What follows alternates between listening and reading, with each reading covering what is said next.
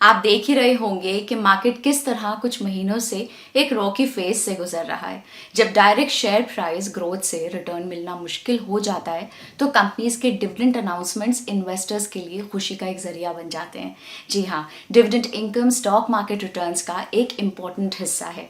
हर individual investor का गोल wealth creation और financial independence होता है, और फाइनेंशियल इंडिपेंडेंस के लिए इन्वेस्टर्स को अपनी होल्डिंग्स को इतने लेवल तक ग्रो कर लेना पड़ता है ताकि उनके डिविडेंड से उनके रेगुलर इनकम सोर्स को रिप्लेस किया जा सके।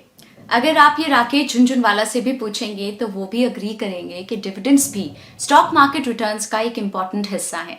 रिसेंटली कुछ कंपनीज ने डिविडेंड अनाउंस किए थे, इसलिए आज हम आपको 5 ऐसी कंपनीज के बारे में बताएंगे जिनकी एक्स डिविडेंड डेट्स नजदीक आ रही हैं। एक्स डिविडेंड डेट एक डेडलाइन की तरह होती है। डिविडेंड्स के लिए एलिजिबल होने के लिए इन्वेस्टर्स को एक्स डिविडेंड डेट से पहले कंपनी के स्टॉक्स को बाय करना पड़ता है, नहीं तो वो डिविडेंड्स के लिए एलिजिबल नहीं होंगे। किसी भी कंपनी के डिविडेंड के बारे में पता लगाने का सबसे क्रिटिकल मैट्रिक है डिविडेंड यील्ड। डिविडेंड यील्ड एक ऐसा रेशियो है जो ये शो करता है कि कंपनी ने कितना डिविडेंड दिया है relative to its market price. Company के डिविडेंड यील्ड को कैलकुलेट करने के लिए हम डिविडेंड पर शेयर को उसके करंट मार्केट प्राइस से डिवाइड करते हैं। इसका फॉर्मूला कुछ इस तरीके से दिखता है। हमने इस लिस्ट में सिर्फ उन्हीं कंपनीज को कंसिडर किया है जिनका डिविडेंड यील्ड 1% से ज्यादा है। डिविडेंड यील्ड कैलकुलेट करने के लिए हमने 2 जून 2022 यानी कि थर्सडे को मार्केट क्लोजिंग पे जो प्राइसेस थे उन्हें कंसिडर किया है। इसके अलावा हमने उन्हीं स्टॉक्स को चुना है जिनका मार्केट कैप 2000 करोड़ से ज्यादा है। इस लिस्ट को हम ascending order of dividend yield में कवर करेंगे, यानी कि जिस कंपनी का डिविडेंड यील्ड सबसे ज्यादा है उसको हम एंड में कवर करेंगे। तो चलिए स्टार्ट करते हैं आज का डिविडेंड अलर्ट। पहले बात करते हैं पावर फाइनेंस कॉर्पोरेशन की। पावर फाइनेंस कॉर्पोरेशन लिमिटेड एक सेबी रजिस्टर्ड एनबीएफसी है। ये इंडिया की सबसे बड़ी इंफ्रास्ट्रक्चर फाइनेंस कंपनी है। पीएफसी पावर प्रोजेक्ट्स और पावर सेक्टर से रिलेटेड इंफ्रास्ट्रक्चर जैसे कि oil pipeline, coal mine development etcetera को फाइनेंसिंग सपोर्ट प्रोवाइड करती है। कंपनी ने अभी 1.25 रुपीज पर शेयर का डिविडेंड डिक्लेयर किया है और इसकी एक्स डिविडेंड डेट 9 जून है, यानी कि अगर आप 8 जून या उससे पहले इसके शेयर्स खरीद लेते हैं तो आप डिविडेंड के लिए एलिजिबल होंगे। इस डिविडेंड का डिविडेंड यील्ड 1.13% तक बनता है। ये कंपनी गवर्नमेंट ऑफ इंडिया के लिए स्ट्रेटेजिकली इंपॉर्टेंट है और गवर्नमेंट ऑफ इंडिया के सपोर्ट के कारण ये काफी कंपेटिटिव रेट से फंड रेज कर पाते हैं। इसके अलावा पीएफसी पावर सेक्टर में एक क्रिटिकल भूमिका निभाती है and at the same time इनका परफॉर्मेंस ट्रैक रिकॉर्ड भी बहुत अच्छा रहा है with last 3 year average of ROE at 16%। Company की सबसे बड़ी वीकनेस है इनका high exposure to the power sector.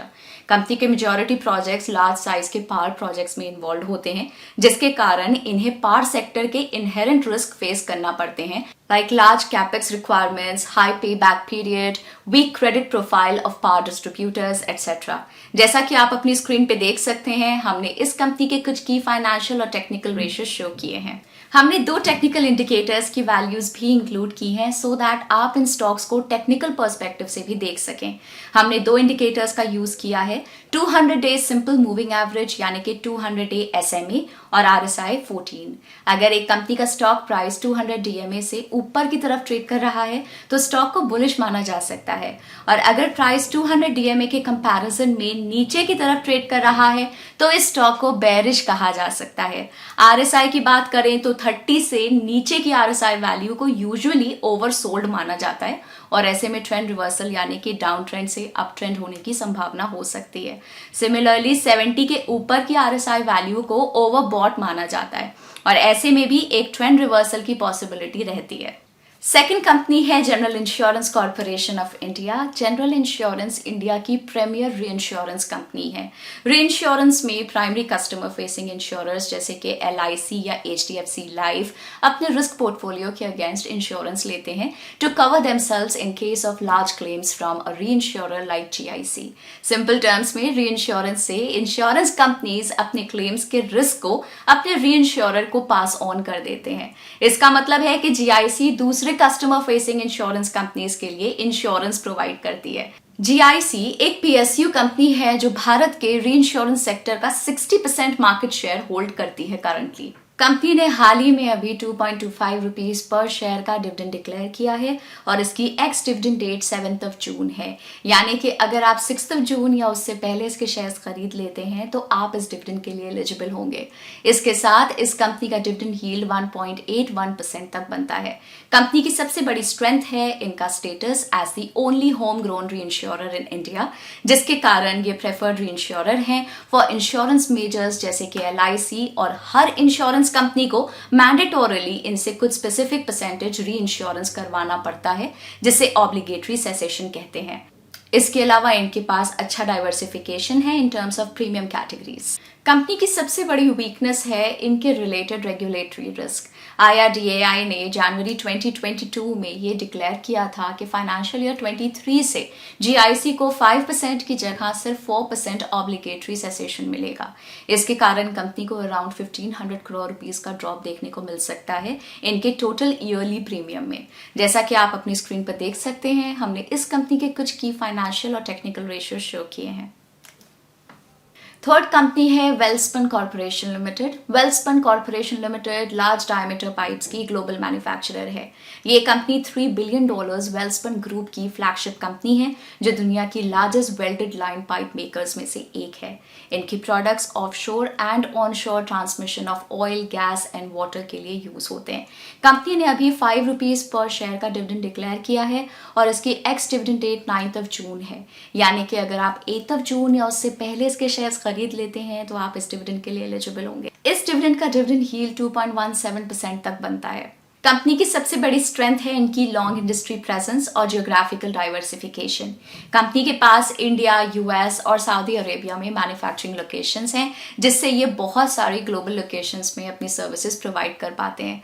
इसके अलावा कंपनी का मेजर ऑयल प्रोड्यूसर्स और सप्लायर्स के साथ अच्छा एसोसिएशन है, जिससे इन्हें कॉन्ट्रैक्ट्स जीतने में मदद मिलती है। कंपनी की सबसे बड़ी वीकनेस है इनकी over dependence on the oil and gas sector. Historically oil and gas sector से ही कंपनी के 60 से 70% रेवेन्यूज आए हैं, जिसके कारण इन्हें इस इंडस्ट्री के रिस्क का हाई एक्सपोजर रहता है, जैसे global oil supply disruptions, oil price risk, oil related geopolitical risk etcetera. अब आप अपनी स्क्रीन पे इस कंपनी के कुछ की फाइनेंशियल और टेक्निकल रेशियोज देख सकते हैं। फोर्थ कंपनी है HDFC AMC। HDFC AMC India की सबसे बड़ी म्यूचुअल फंड मैनेजमेंट कंपनीज में से एक है। 4.08 ट्रिलियन रुपीस के एसेट्स अंडर मैनेजमेंट के साथ ये कंपनी अलग अलग टाइप्स के म्यूचुअल फंड इन्वेस्टमेंट प्रोडक्ट्स और वेल्थ मैनेजमेंट प्रोडक्ट्स ऑफर करती है। HDFC AMC ने अभी 42 रुपीस पर शेयर का डिविडेंड डिक्लेयर किया है और इसकी एक्स डिविडेंड डेट 9 जून है। यानी कि अगर आप 8 जून या उससे पहले इसके शेयर्स खरीद लेते हैं तो आप इस डिविडेंड के लिए एलिजिबल होंगे। इस डिविडेंड का डिविडेंड यील्ड 2.26% तक बनता है। कंपनी की सबसे बड़ी स्ट्रेंथ है इनका वास्ट ग्राउंड नेटवर्क, जिसमें 200 से अधिक सिटीज में 228 ब्रांचेस के जरिए HDFC AMC 58 lakh unique investors और 99 लाख लाइव अकाउंट्स को रीच कर पाती है। इसके कारण कंपनी का रिटेल ब्रांड बहुत अच्छा है और इक्विटी AUM में इंडिविजुअल इन्वेस्टर्स का 90% शेयर है एज ऑफ मार्च 2022। कंपनी की सबसे बड़ी वीकनेस है इनका high stock market correlation.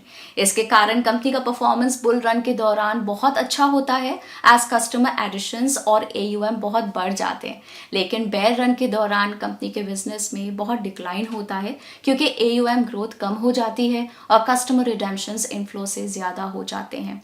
Last 12 months में कंपनी ने 3% AUM ग्रोथ दिखाया है, लेकिन इनका ओवरऑल मार्केट शेयर 12.6% से कम होके 10.8% पे आ गया है।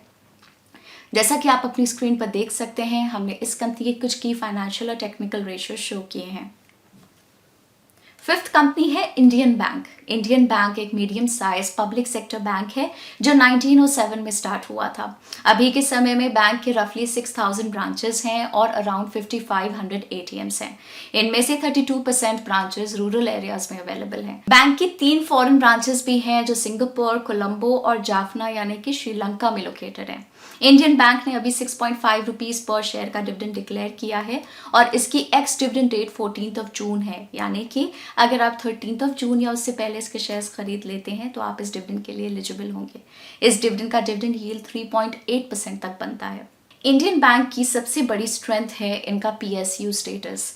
गवर्नमेंट ऑफ इंडिया ने हमेशा से पीएसयू बैंक्स को फाइनेंशियल सपोर्ट प्रोवाइड किया है और इंडियन बैंक को भी अच्छा सपोर्ट मिला है अभी तक।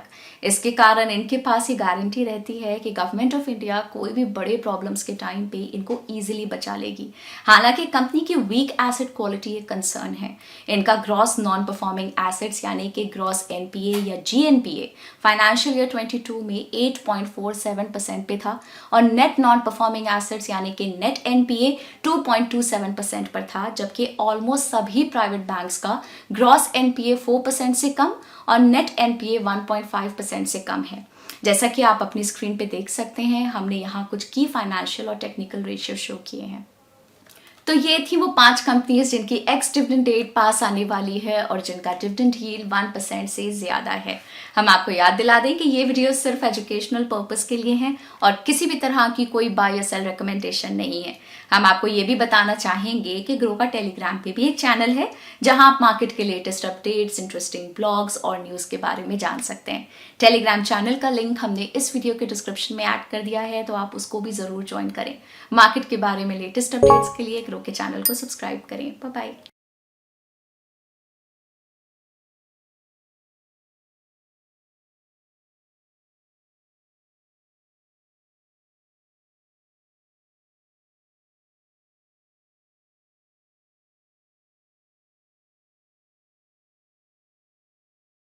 Investment in securities market are subject to market risks. Read all the related documents carefully before investing. Please read the risk disclosure documents carefully before investing in equity shares, derivatives, mutual fund, and or other instruments traded on the stock exchanges.